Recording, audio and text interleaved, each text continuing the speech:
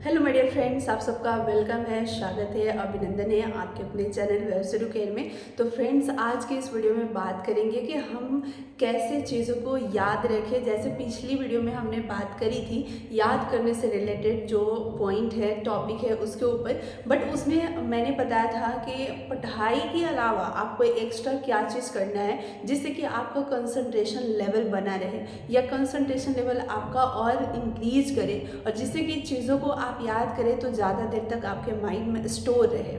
ठीक है, इसके लिए मैंने मेडिटेशन के लिए बताया था, क्योंकि जो चीज़ मैं करती हूँ, जो चीज़ मेरे अंदर चेंजेस लाते हैं, वही मैं आपको बताती हूँ, अपने लाइफ से रिलेटेड एक्सपीरियंस में शेयर करती हूँ। मतलब कोई ऐसी चीज़ें नहीं जो केवल कहीं से सुनी हो और आपके साथ मैंने शेयर कर दिया, ऐसा नहीं। जो मैं खुद करती हूँ, जो मैं खुद फील करती हूँ, वही चीज़ शेयर करती हूँ।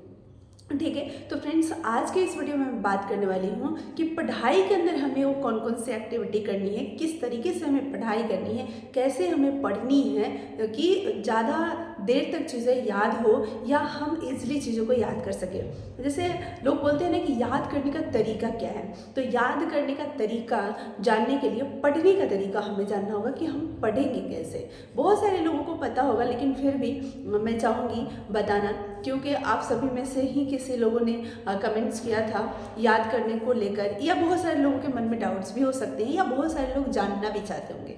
तो फ्रेंड्स, फर्स्ट थिंग मैं बताना चाहूँगी कि कोई भी चीज़ अगर आप पढ़ रहे हो तो हर चीज़ का याद करने का तरीका अलग अलग होता है। जैसे अगर मैथ्स की बात करूँ तो मैथ्स तो याद नहीं किए जाते हैं, रटे नहीं जाते हैं, लेकिन हाँ, क्वेश्चन ये था कि मैथ्स का जो कॉन्सेप्ट है एक बार बनाते हैं तो समझ आ जाता है, लेकिन बाद में भूल जाते हैं। इसके लिए हम क्या करें, तो स्पेशली इस वीडियो में मैं मैथ्स के लिए बताना चाहूँगी, और बाकी जो भी सोशल साइंस अगर आप पढ़ते हो तो ये चीज़ें उस पर भी लागू होती है, लेकिन मैथ्स के लिए स्पेशली मैं बताऊँगी कि आपको मैथ्स कैसे अपने माइंड में फिट करना है। ठीक है, तो सबसे पहले तो देखो, मैथ्स के लिए हमें ये टेंशन नहीं लेना है कि हमें रटना है, इसके लिए कुछ नहीं करना है। फॉर्मूले याद करने के लिए भी कुछ नहीं करना है। आप सोचोगे कि फॉर्मूले हमें याद कर लेना है, रट लेना है, तो उससे हमारा मैथ्स बन जाएगा। नहीं, मैं कभी भी फॉर्मूला याद नहीं की हूँ और फॉर्मूला को मैं रटी नहीं हूँ। फॉर्मूला अपने आप याद हो जाते हैं, और जब तक फॉर्मूला याद नहीं होता है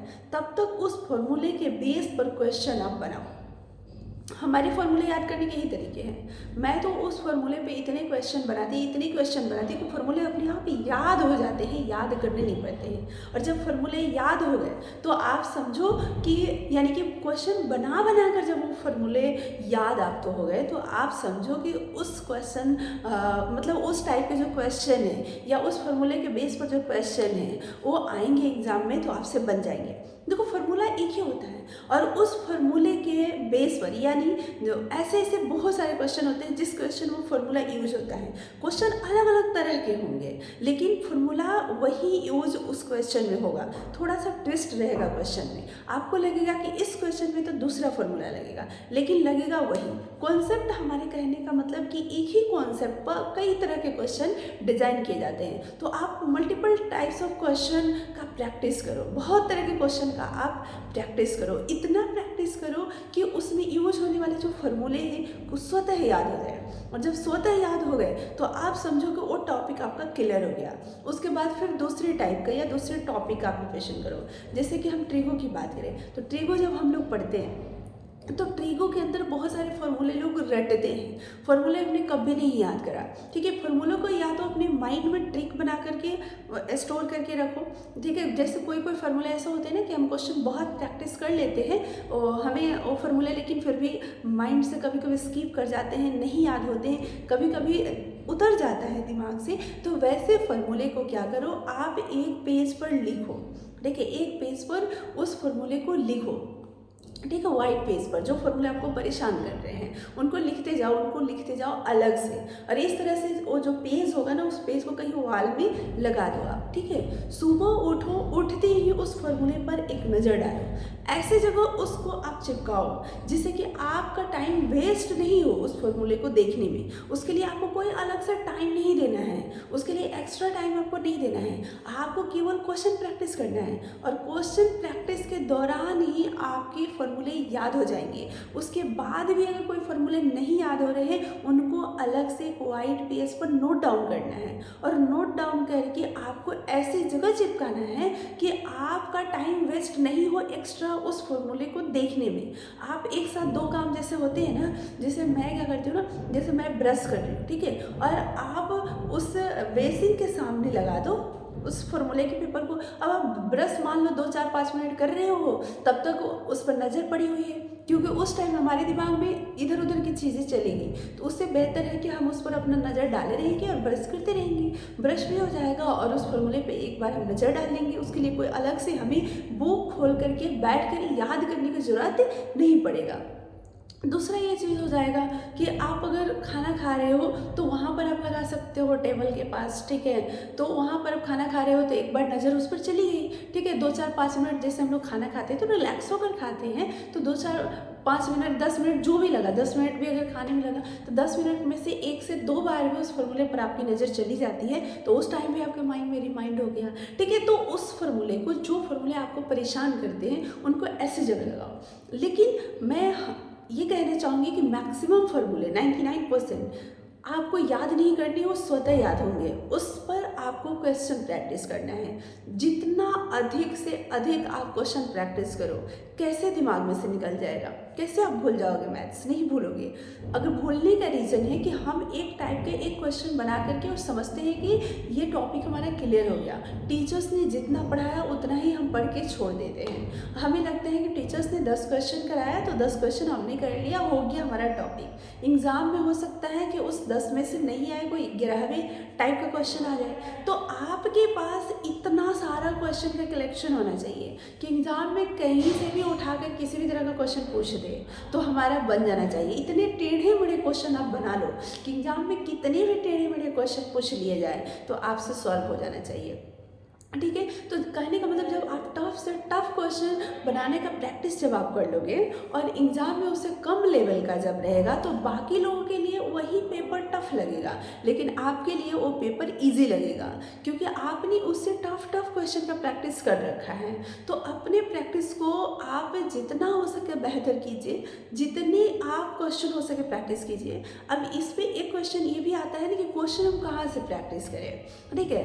एक तो जैसे किसी ने भी बोला था कि क्या अमरजीत सर का केवल नोट्स काफ़ी रहेगा, क्या उनके नोट्स को हम बार बार प्रैक्टिस कर लेते हैं तो हमारा हो जाएगा। तो देखो, शॉर्ट टाइम में मैंने तो यही किया था क्योंकि हमारे पास टाइम नहीं था कि मैं और बुक सॉल्व करूं। तो सर का हमने 3 कॉपी में नोट्स बनाया था। नोट्स मतलब वही जो उन्होंने बताया, क्योंकि जो बेसिक चीज़ें हैं वो मुझे पहले से पता थी। मैं पढ़ाती थी क्लास 10th को मैथ्स, क्लास 9th को मैथ्स, तो जो बेसिक चीज़ें, बेसिक कॉन्सेप्ट होते थे तो वो मैं कॉन्सेप्ट वाला वीडियो नहीं देखती थी। मैं ज़्यादातर उनकी वीडियो में क्वेश्चन ही प्रैक्टिस किया। और दूसरा, हमने ट्रीगो का पूरा उनका देखा है कॉन्सेप्ट भी, क्योंकि ट्रीगो को थोड़ा सा एडवांस लेवल का उन्होंने पढ़ाया है। और कोऑर्डिनेट ज्योमेट्री का हमने देखा है क्योंकि उसमें भी उन्होंने एडवांस टाइप का पढ़ाया है। और दूसरा हमने क्या किया था कि ऐसा नहीं कि हमें नहीं पता, पहले से हमें कैसे पता कि सर इसमें बेसिक पढ़ाएंगे कि एडवांस पढ़ाएंगे। तो हमने वीडियो तो सारी देखी, उसको हमने 2x करके देखा। जहाँ बेसिक चीज़ें आती थी वो 2x करके जल्दी हम देख लेते थे, उसको आगे बढ़ा देते थे कि ये सारी चीज़ें तो पता है, ठीक है। उसके बाद जो क्वेश्चन प्रैक्टिस होता था वो सब क्वेश्चन प्रैक्टिस करते थे, जिसमें मुझे लगता था कि थोड़ी सी चीज़ें हैं जो नोट डाउन करने लायक है तो उसको मैं नोट डाउन कर लेती थी। तो हमारा जो नोट्स है वो अपनी तरह से हमने बनाया है, अपने तरीके से बनाया है। जो मुझे ज़रूरत थी उसी को हमने नोट डाउन किया है, लेकिन क्वेश्चन सारा हमने अपना नोट डाउन करके सॉल्व किया। जहाँ पर मुझे लगा कि ये नहीं सॉल्व हो रहे हैं तो सर के वीडियो को मैंने देख लिया, मतलब उसको पॉज करके और मैं सॉल्व करती थी।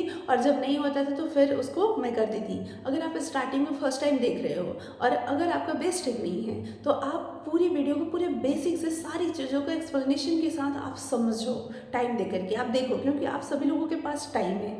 मीन्स कि ये एग्ज़ाम मैं भी देने वाली हूँ तो मेरे पास भी टाइम है, ऐसा नहीं। तो क्या है कि वो सारी चीज़ों में ऑलरेडी पढ़ चुकी हूँ तो फिर से उसी वीडियो को मैं रिपीट अभी नहीं करूँगी क्योंकि सारे चीज़ हमारे नोट्स में है, तो मैं रिवीजन अपने नोट्स से कर रही हूँ क्योंकि कम टाइम में ज़्यादा रिवीजन होगा और हमारे पास टाइम जो है बहुत कम है क्योंकि अभी क्या है कि मॉर्निंग स्कूल हो गया है, तो 3 बजे छुट्टी होता है स्कूल से, 2:50 में है, तो घर आते थे 3:10 हो जाते हैं, तो 3:10 होने के बाद फिर आओ फ्रेश हो, मतलब 4 बज जाते हैं। 4 बजे मैं पढ़ने बैठूंगी। रात में भी जल्दी सोना होता है क्योंकि मॉर्निंग में 4 बजे आप उठोगे नहीं तो फिर ब्रेकफास्ट होगा नहीं, तो फिर आपको स्कूल 7 बजे पहुंच जाना है, तो कैसे पहुंचोगे। तो ये सारी चीज़ें हैं। तो कहने का मतलब जो टाइम है हमारे पास लिमिटेड है, तो इसलिए मैं जो पढ़ रही हूँ अलग तरीके से पढ़ रही हूँ, अपनी टाइम के अकॉर्डिंग, अपनी चीज़ें के अकॉर्डिंग, जो हमने पढ़ा है और उसको मैं स्किप करके जो मुझे लग रहा है रिवीजन करने की ज़रूरत है उसके अकॉर्डिंग। लेकिन मैं आपको बताना चाहूँगी कि आपके पास टाइम है तो आप केवल सर के बुक या सर के नोट्स का प्रैक्टिस ना करके और बुक पे आप सॉल्व कर सकते हो। देखो समय के अकॉर्डिंग हमें चीज़ें करनी पड़ती है। ऐसा नहीं कि किसी ने मान लो कि 20 दिन 25 दिन हम लोग पढ़े थे, है ना, TRE 2 में 25 से 30 दिन, इससे ज़्यादा तो मौका मिला नहीं था, आप सभी लोगों को पता होगा। तो 20 से 25 दिन में जो बेहतर हो सकता है वही लोगों ने किया। ठीक है कि हमने सर की एक एक लाइन वीडियो को देखा, भले ही वो जो बेसिक चीज़ें थी उसको मैंने 2x करके देखा, लेकिन देखा सब कुछ। ठीक है, उसके बाद जहाँ मुझे लगा मैंने नोट डाउन किया, सारे क्वेश्चन को मैंने प्रैक्टिस करा, उनके प्रैक्टिस बैच को भी मैंने प्रैक्टिस करा, मतलब सारी चीज़ें हमने किया। लेकिन इसके अलावा मैंने कुछ नहीं किया। अब आप बोलोगे कि एनसीईआरटी, जैसे किसी ने भी कमेंट करा था कि सर से बेहतर है एनसीईआरटी। देखो फ्रेंड्स, एनसीईआरटी को मैं ये नहीं बोलती हूँ कि एनसीईआरटी बेहतर नहीं है, एनसीईआरटी तो बेस्ट है, वो तो आपको करना ही है। मेरे साथ क्या था कि एनसीईआरटी मैं पढ़ाती थी तो एनसीईआरटी मुझे करना नहीं था, वो ऑलरेडी मेरा था एनसीईआरटी, और सर का जो क्वेश्चन था वो केवल एनसीईआरटी के लेवल का नहीं था, एनसीईआरटी के लेवल से ऊपर था, क्योंकि क्लास 10th का केवल एनसीईआरटी आप करके जाओगे तो उससे आपका एग्जाम नहीं निकलेगा मैथ्स का। आप क्लास 10th का एनसीईआरटी उठाओ और आप प्रीवियस ईयर क्वेश्चन पेपर उठाओ। अगर आपको नहीं विश्वास है तो आप उठाओ और देखो क्वेश्चन का लेवल। क्लास 6 का मैं बता रही हूँ, क्लास 6 का नहीं, क्लास 10th का मैं बता रही हूँ कि आप बुक उठा लो और 6 to 8 का आप प्रीवियस ईयर का पेपर उठा लो, उसमें भी आप देखोगे ना तो नहीं होगा फ्रेंड्स, नहीं होगा। अगर +2 तक आप एनसीईआरटी करोगे तब जाकर आपका होगा टीजीटी मैथ्स, क्योंकि इस बार लेवल और ज़्यादा, जहाँ तक मुझे लगता है कि ज़्यादा रहेगा, लेवल अप रहेगा। क्यों? क्योंकि कोई भी एग्ज़ाम जब कैंसिल होता है ना तो उसके बाद जो पेपर का लेवल होता है वो अच्छा होता है। जैसे मैं बताना चाहूँगी TRE 2 में जहाँ पर पेपर मैथ्स का पेपर जो है वो कैंसिल हुआ था, तो दोबारा जब वो सारे छात्रों का एग्ज़ाम लिया गया था वो पेपर बहुत ही टफ पूछा गया था। ठीक है, तो इसलिए हम सभी लोगों का अपना प्रिपरेशन जो है ना वो अप लेवल का बनाना होगा, यानी कि हाई लेवल का हमें करना होगा प्रिपरेशन अपना। हमें ये नहीं सोचना है कि इस बार TRE 3rd में 6 to 8 का जो पेपर था वो तो बहुत ही आसान पूछ लिया गया था तो नेक्स्ट टाइम आसानी पूछ लिया जाएगा। नहीं, अपनी प्रिपरेशन को हमें नेक्स्ट लेवल तक रखना है। तो फ्रेंड्स, कहने का मतलब केवल 10th के एनसीईआरटी आप सॉल्व करके एग्जाम में जाओगे तो आपका एग्जाम क्रैक नहीं होगा। ठीक है, आप लिख कर रख लो, आपको उससे हाई लेवल का प्रिपरेशन करना होगा। टॉपिक वो रहेगा, सारा टॉपिक वो रहेगा। जैसे 10th में आपको ट्री को पढ़ना है तो आपको ट्री को पढ़ना है, क्वांटिटी ज्योमेट्री है तो आपको क्वांटिटी ज्योमेट्री पढ़ना है, उसमें स्टैटिक्स है तो आपको स्टैटिक्स पढ़ना है, उसमें आपका जो भी है उसके अंदर, ठीक है, तो सब पढ़ना है। ठीक है, पॉलिनोमियल है तो पॉलिनोमियल भी पढ़ना है, सब पढ़ना है टॉपिक, APGP भी पढ़ना है। देखो क्लास 10 के एनसीईआरटी ने मैंने मतलब पूरा पढ़ाया हुआ है, 5-6 साल में पढ़ाई हूँ एनसीईआरटी, तो उसमें का एक एक चीज़ मुझे पता है। क्लास 10th का एनसीईआरटी, 9th का भी, और अभी भी स्कूल में हम लोग पढ़ा रहे हैं बच्चों को, तो सारी चीज़ें पता है, उसमें क्वेश्चन का लेवल हर कुछ पता है। ठीक है, हर कुछ माइंड में है। तो AP उसमें पढ़ना होता है, HPGP पढ़ना होता है, नहीं पढ़ना होता है, तो आपको AP से ऊपर HPGP भी पढ़ना होगा। ठीक है, तो वो सब आपको करना होगा। कोऑर्डिनेट ज्योमेट्री का आप लेवल देख लो, क्लास 10th में केवल आपका सेक्शन फार्मूला पढ़ना होता है और डिस्टेंस फार्मूला, इससे ज़्यादा तो कुछ नहीं है क्लास 10th में एनसीईआरटी उठाकर आप देखोगे तो। लेकिन जो इस बार क्वेश्चन पूछा था वो आप देख लो, इस बार का ही बता रही हूँ, पेपर आसान था फिर भी कोऑर्डिनेट ज्योमेट्री का क्वेश्चन आप देखो क्लास 10th के ऊपर का पूछा था या नहीं। ठीक है, पिछली बार 6 to 6 to 8 का पेपर आप उठाकर देख लो, कहाँ से पूछा था, क्लास 10th लेवल का नहीं पूछा था, उससे ऊपर का पूछा था। ठीक है, तो इसलिए मैं बोल रही हूँ कि क्लास 10th तक आपको एनसीईआरटी तो करनी ही है, वो तो आपका बेस है, वो तो मस्ट है।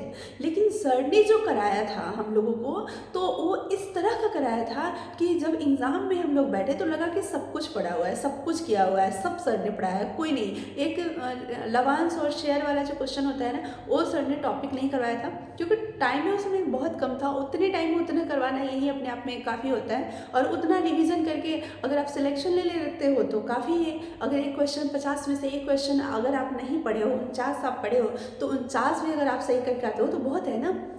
ठीक है, तो हमारे कहने का मतलब कि अभी वक्त है, तो आपको मैं यही सजेस्ट करना चाहूँगी कि आप केवल सर के नोट्स का ही रिवीजन मत कीजिए, वो कीजिए 100%, उसमें किसी भी तरह का कोई कंजूसी मत कीजिए। लेकिन उसके अलावा आपके पास आर.एस. अग्रवाल अगर बुक है तो उसको कीजिए, आपके पास एनसीईआरटी बुक है तो उसको कीजिए। अगर आपको लगता है ये सब कुछ नहीं होगा तो आप क्लास 10th तक एनसीईआरटी और 11th-12th का एनसीईआरटी आप कर लीजिए। अगर इतना कर लेते हैं तो आपका हो जाएगा। ठीक है, क्लास 12 तक एनसीईआरटी कर लीजिए, प्रैक्टिस आप और सर का नोट्स। सर अब यहाँ पर एक चीज़ और बताना चाहूँगी, क्लास 12 में जैसे कैलकुलस भी है, तो आप सोचेंगे कि क्या पूरा कैलकुलस पढ़ना पड़ेगा, क्योंकि क्लास 12 में हाफ समझो पोर्शन जो है ना वो कैलकुलस है। तो नहीं, वो नहीं पढ़ना है। जो टॉपिक आप सर से पढ़ रहे हो, जो टॉपिक आप सर से पढ़ रहे हो, ठीक है, जैसे ट्रिगो आप पढ़ रहे हो तो 10th का ट्रिगो आपने सॉल्व कर लिया। ठीक है, उसके बाद प्लस 2 का भी आपने सॉल्व कर लिया। अगर आप क्वाड्रेटिक ज्योमेट्री पढ़ रहे हो तो क्लास 10th का भी आपने कर लिया और प्लस 2 का भी आपने कर लिया। ठीक है, तो आप वहाँ तक करो, आप क्वेश्चन बुक से भी आप प्रैक्टिस करो, जिससे कि क्या होगा कि प्रैक्टिस ज़्यादा होगा तो कॉन्सेप्ट और ज़्यादा कंठस्थ होगा माइंड में। और एक कॉन्सेप्ट हम पढ़े उस पर 2 क्वेश्चन बना के छोड़ दिए तो नहीं होगा। मैथ आपसे प्रैक्टिस मांगता है, जितना ज़्यादा प्रैक्टिस करोगे उतना ज़्यादा कॉन्सेप्ट आपके माइंड में स्टेबल होगा, आपके माइंड में बैठेगा। ठीक है, लॉन्ग टाइम तक रहेगा। और आपको मैं बताना चाहूँगी कि इस तरह से एक एक टॉपिक को अगर आप क्लियर कर लेते हो, क्योंकि समय के अकॉर्डिंग बता रही हूँ, अभी टाइम है तो एक ही नोट्स को हम रट्टा नहीं ना मारेंगे। मैथ में तो रट्टा नहीं मारना होता है, हमें प्रैक्टिस करना होता है। प्रैक्टिस करने के लिए हमारे पास क्वेश्चन होना चाहिए, हम उसी क्वेश्चन को बार बार क्यों प्रैक्टिस करेंगे। जैसे सर ने क्वेश्चन करवा दिया, अब क्वेश्चन आप 1 बार बना लिए, 2 बार बना लिए, अब उसी क्वेश्चन को हमें याद नहीं करना है, हमें तो अलग अलग तरह से क्वेश्चन बनाकर उस कॉन्सेप्ट को माइंड में बैठाना है। जो कॉन्सेप्ट हमने पढ़ा है उस कॉन्सेप्ट को अपने माइंड में बनाना है। लेकिन क्वेश्चन तो मल्टीपल टाइप का हमें बनाना है ना, हर तरह का क्वेश्चन का हमें प्रैक्टिस करना है ना, तो उसके लिए और भी सोर्सेज होना चाहिए। लिमिटेड क्वेश्चन नहीं, अनलिमिटेड क्वेश्चन हमारे पास होना चाहिए। ठीक है, कम से कम एक एक पर तो मैं ये सजेस्ट करना चाहूँगी कि आप बुक से प्रैक्टिस करो, नहीं तो कोई प्रैक्टिस अगर बैच भी मिलता है तो वो लेकर वहाँ से बहुत सारे क्वेश्चन का प्रैक्टिस कर लो। ठीक है, क्योंकि वहाँ पर क्या होता है ना, एक चीज़ मैं बताना चाहूँगी, एनसीईआरटी तो हम लोग करते हैं वो तो मस्ट है, लेकिन जहाँ पर सर प्रैक्टिस करवाते हैं ना अर्जुन बैच में, उसमें क्या होता है कि जितने एग्ज़ाम होते हैं वो एसएससी और भी जो भी रेलवे वगैरह जितने भी, तो उसमें जो अच्छे से क्वेश्चन होते हैं उसका कलेक्शन लेकर आते हैं, तो उस सब का भी प्रैक्टिस आपको करने को मिलता है। इससे क्या होता है ना कि आप एग्ज़ाम में बैठोगे तो आपका कॉन्फिडेंस लेवल हाई रहेगा। जब बहुत सारा क्वेश्चन आप प्रैक्टिस करके जाओगे तो ठीक है, ऐसा लगेगा कि कुछ क्वेश्चन आपकी कॉपी से आ गया, डेटा पूरा आ गया, मैच कर गया। ऐसा भी होता है, बहुत बार हुआ है, बहुत सारे एग्जाम में हुआ है। टीआरई 2 में भी मैंने दिया तो ऐसा मुझे क्वेश्चन मिला कि जो एकदम बिल्कुल डाटा भी मैच कर गया, तो होता है। तो जब आप ज़्यादा क्वेश्चन प्रैक्टिस करके जाओगे तभी आपको ऐसा लगेगा और तभी चीज़ें आपको आसान लगेगी। तो मैं यही सजेस्ट करना चाहूँगी, सर के नोट्स के साथ साथ आप एनसीईआरटी बुक को फॉलो कीजिए और +2 तक आप फॉलो कीजिए उस टॉपिक को, जिस टॉपिक को आप पढ़ रहे हैं उस एनसीईआरटी से आप क्वेश्चन प्रैक्टिस कीजिए। और इसके अलावा अगर प्रैक्टिस बैच आपके पास है पहले से, तो वहाँ के सारे क्वेश्चन को खुद से सॉल्व कीजिए, वीडियो को पॉज कीजिए, खुद से सॉल्व कीजिए। नहीं होता है तब उसको देखिए, उसका सोल्यूशन देखिए जो सर ने बताया है कि कैसे उन्होंने बताया है, और नहीं तो पहले खुद से सॉल्व कीजिए। इस तरह से प्रैक्टिस कीजिए और जिस कॉन्सेप्ट में दिक्कत होता है उसको व्हाइट पेज पे नोट डाउन कीजिए और नोट डाउन करके उसको अलग से रखिए। उस पर दिन भर में 1 से 2 बार एक बार नज़र जरूर दौड़ाइए। जैसे मैंने भी इतने बड़े पेज पर व्हाइट पेज पर सारे कॉन्सेप्ट को लिखा है, जो बार बार माइंड से निकल जाता है उसको मैंने लिख लिया है। मैं उसको एक बार लेकर बैठती हूँ तो सारे जो कॉन्सेप्ट होते हैं एक पेज पर होते हैं, ठीक है। और 10 मिनट लगते हैं, 10 मिनट में वो सारे कॉन्सेप्ट को एक बार, क्योंकि जो चीज़ आप बार बार अगर पढ़े हो ना तो उसमें ज़्यादा आपको टाइम नहीं लगेगा देखने में। 10 मिनट में वो सारी चीज़ों को देख लेते हैं तो ऐसा लगता है कि सब कुछ माइंड में मतलब कि नया हो गया, फ्रेश हो गया, ठीक है। रिफ्रेश करने के लिए फ्रेंड्स आपको ऐसा करना पड़ेगा। तो चलिए, अभी बिजली भी चली गई, लाइट भी चली गई, तो इस वीडियो को यहीं पर रोकते हैं। और आप सभी लोगों को thank you so much friends, thank you so much. और इस वीडियो को शेयर जरूर कर दीजिएगा। आपको वीडियो अच्छी लगी होगी तो लाइक शेयर जरूर कीजिएगा। Thank you sir.